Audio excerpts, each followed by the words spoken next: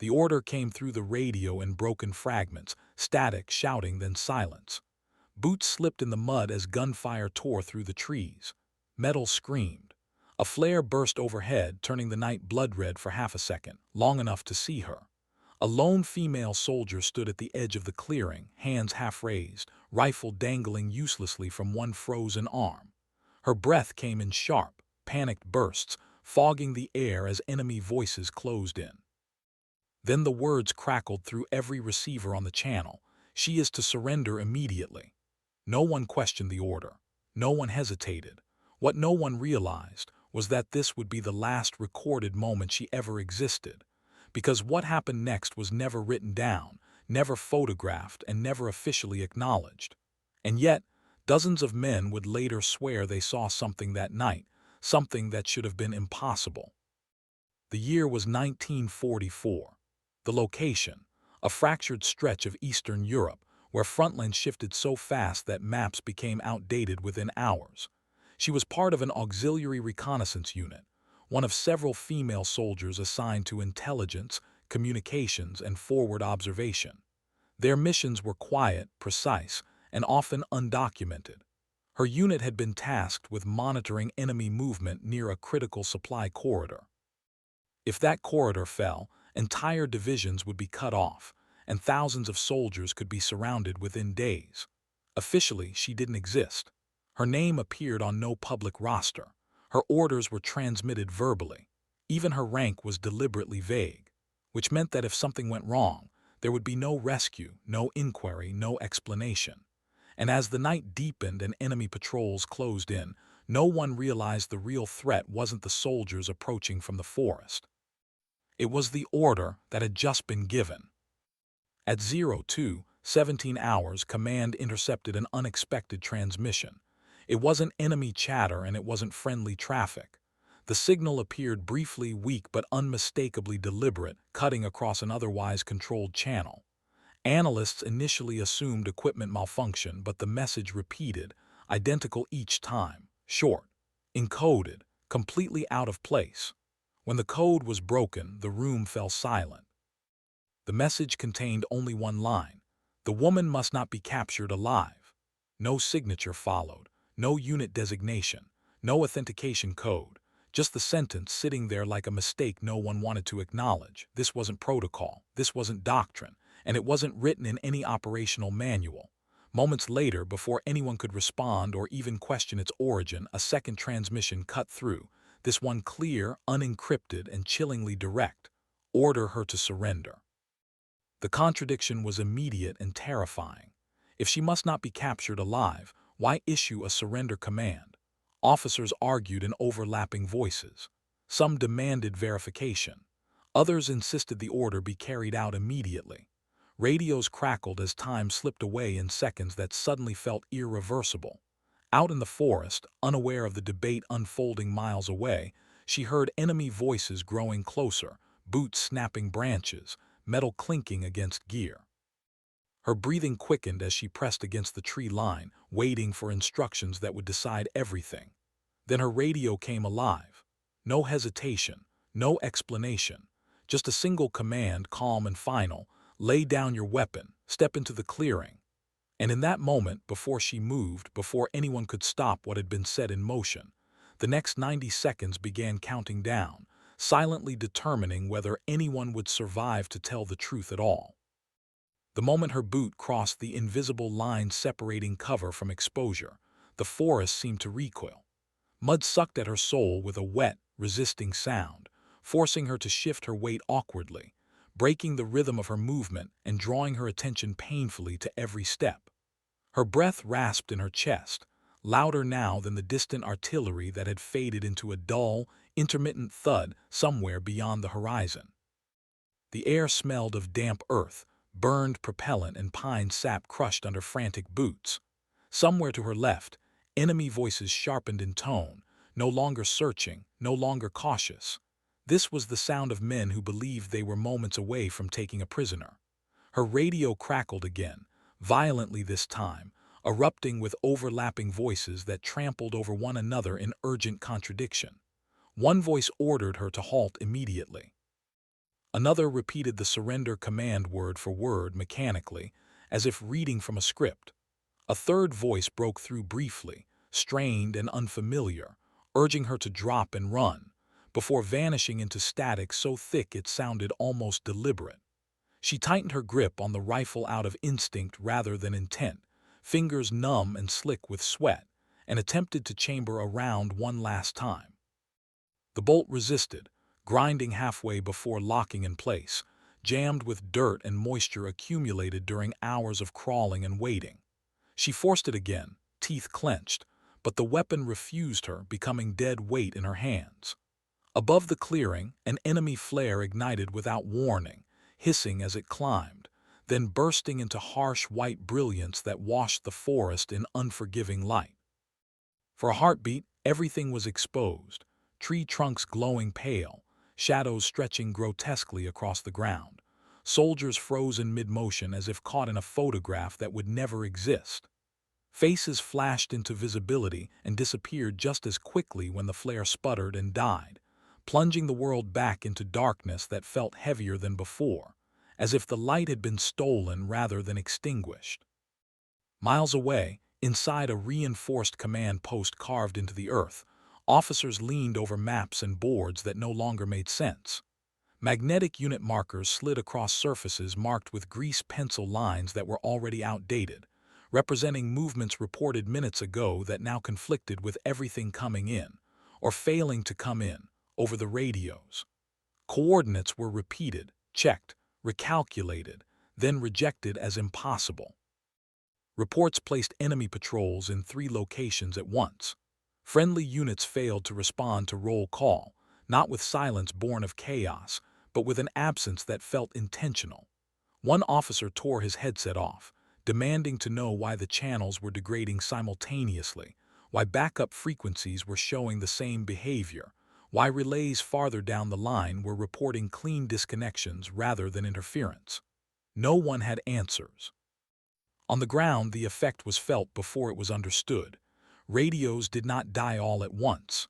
They failed in waves, one channel dropping cleanly, then another, then a third. Each disappearance more unsettling than the last because there was no struggle, no static war, no electronic scream of jamming, just silence, sudden and absolute. Soldiers exchanged looks in the dark, eyes wide, mouths half open as if expecting orders that never came. She stood in the clearing now, hands raised higher than before, rifle hanging uselessly from its strap, her posture rigid with a tension that bordered on unnatural stillness. Then she stopped moving altogether. Witnesses would later struggle to describe the moment, insisting that it felt as though time itself had hesitated. Her head tilted slightly to the side, not toward the enemy voices, not toward the tree line where friendly positions should have been, but at an angle that suggested she was listening to something else entirely, something no one else could hear. And then, in a single instant that defied explanation, every remaining frequency went silent at once.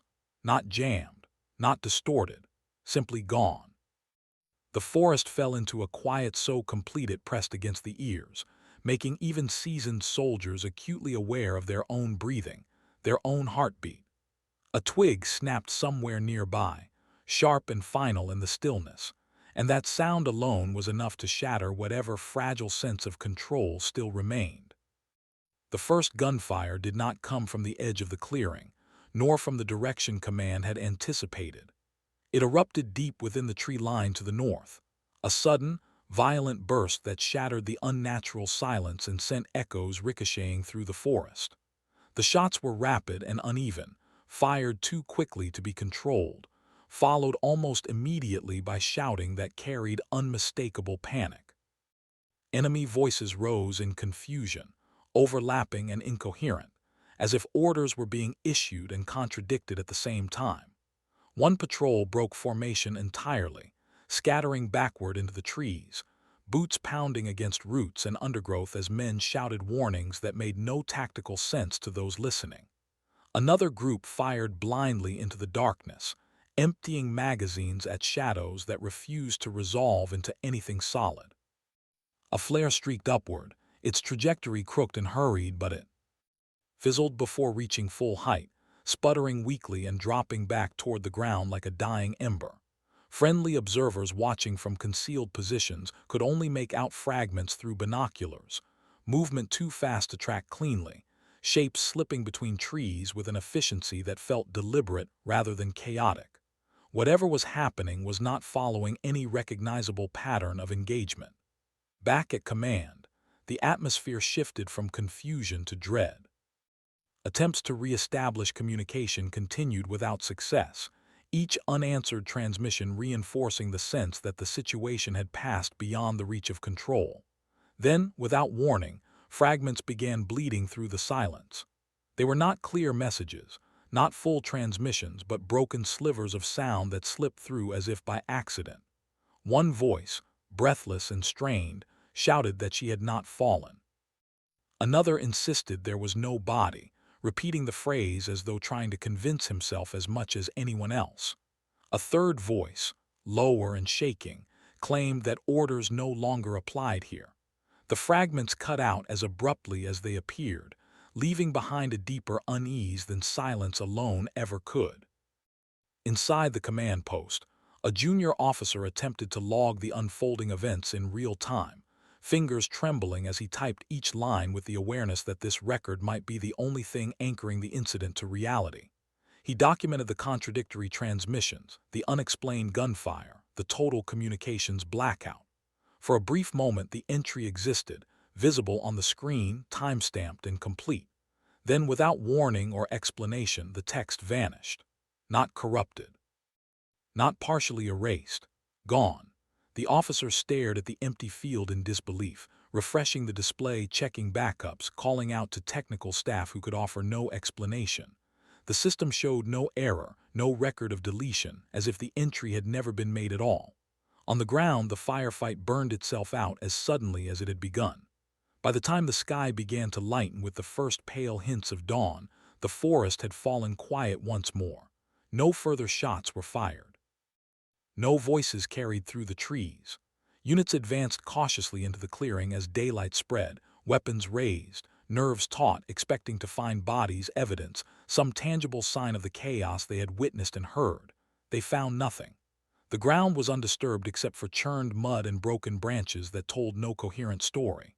There was no blood, no shell casings, no spent flares smoldering in the undergrowth. No tracks led away from the clearing, not hers, not the enemy, not anyone's. It was as if the night had erased itself. The only object left behind lay near the center of the clearing, her rifle, placed carefully on the ground, aligned almost perfectly with the tree line, its sling arranged neatly rather than tangled, as though it had been set down with intention. Officers gathered around it in silence, none willing to be the first to speak, each of them struggling to reconcile what they were seeing with everything they believed they understood about combat, surrender, and disappearance. By midday, orders came down from higher command, brief, unmistakable, and final. The incident was to be sealed. All references were to be reclassified. Reports were to be revised to remove anomalies. Her name, already barely present in the system, was scrubbed entirely. And in that act of erasure, the climax of the night was finalized not by gunfire or explosion, but by a decision that ensured no definitive answer would ever survive intact. Officially, the operation ended without resolution. That was the language chosen, neutral, bloodless, and deliberately vague. The final report listed no casualties, no confirmed enemy contact, no confirmed success or failure. The mission was classified as inconclusive and quietly buried beneath a growing stack of larger, more comprehensible engagements that demanded attention as the war pressed on. Her name did not appear on any casualty roll. No notation marked her as missing. No telegram was drafted, no condolences prepared. In the system that governed the war, it was as if she had never stood in that clearing at all. Yet among those who had been there, those who had heard the radios die, who had seen the flare light freeze the forest, who had advanced at dawn into a space that refused to explain itself, the absence was louder than any explosion.